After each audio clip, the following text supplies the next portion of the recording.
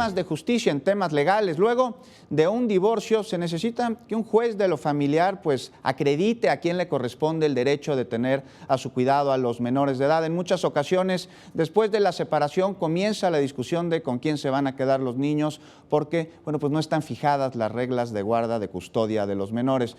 Para explicarnos este proceso a detalle, nos acompaña aquí en 21 Noticias licenciado Luis Enrique Domínguez Alzúa.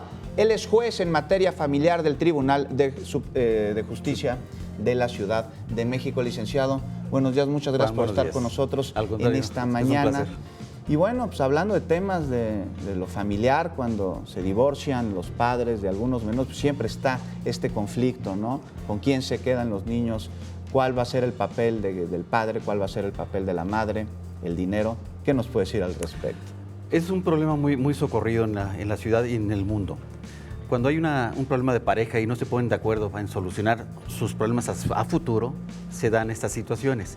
Estas situaciones, ¿qué implica? Que vayan a un tribunal y que un juez de lo familiar determine las condiciones que van a imperar en el futuro sobre sus hijos. Primera opción es que las partes, en este caso padre y madre, se pongan de acuerdo para que esta situación no afecte demasiado. De por sí, con la separación y con el pleito de los padres, se refleja mucho en los hijos y son los que pagan los platos rotos. Entonces, en ese sentido, la primera opción que pueden tener las partes es que ellos, de común acuerdo, consensadamente resuelvan su problemática. Si no pueden hacerlo o están impedidos por alguna manera, o haya intereses de por medio, sí tienen obligación de asistir a un tribunal y que un juez de lo familiar, que es el encargado legalmente para establecer las condiciones, las reglas que en el futuro tendrán que adoptar para que haya esa convivencia con sus hijos. Aquí el detalle de los hijos es interesante.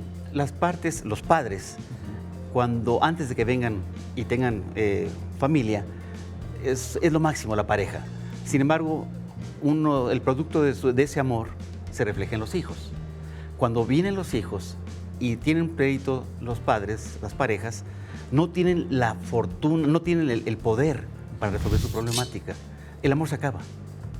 Y entra el conflicto. Y curiosamente, cuando se trata de manejar este tipo de problemas para resolverlos, en su caso, manejan no es el orden, pero buscan el bienestar, el del hijo, quieren lo mejor para sus hijos como padres que son.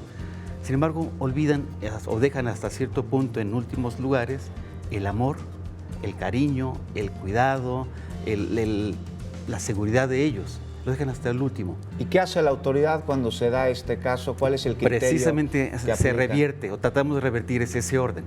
Que los padres entiendan que tienen que aceptar, tienen que comprender, tienen que decidir que lo primero que tienen que hacer, aún con el pleito que tienen con pareja, es darle el amor al hijo, darle la seguridad a sus hijos.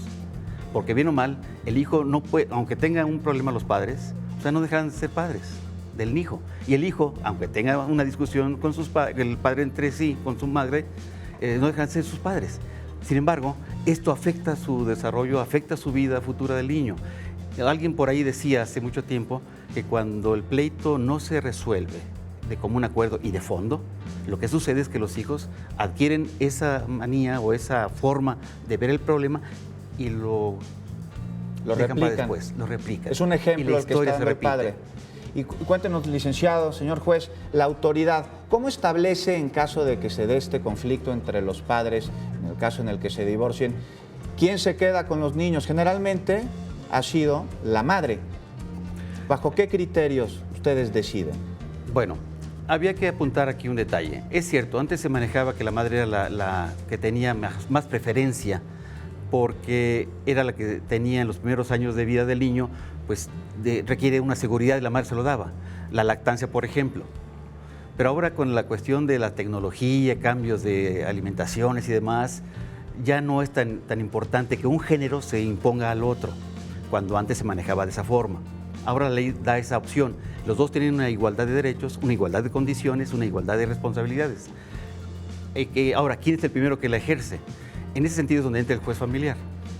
Y no es a capricho, no es a criterio del juez nada más por sí, sino que las partes, cuando tienen el conflicto y asisten a un juzgado para dirimir su problema, tendrán que manifestar las causas que motivaron el pleito, las condiciones en las cuales la pareja ha incurrido en ciertas irresponsabilidades o no cumplimientos de sus deberes.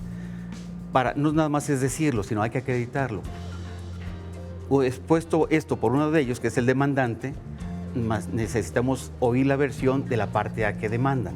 Entonces me dice, licenciado, que esto va a depender de una enorme cantidad de factores, dependerá claro. del contexto. Cuéntenos, para concluir, licenciado, un matrimonio en el que hay desavenencia y se debe llevar a cabo un proceso como tal, ¿a dónde debe acudir o dónde se debe pues asesorar? Bueno, primeramente tienen que acudir a un tribunal que es de materia familiar.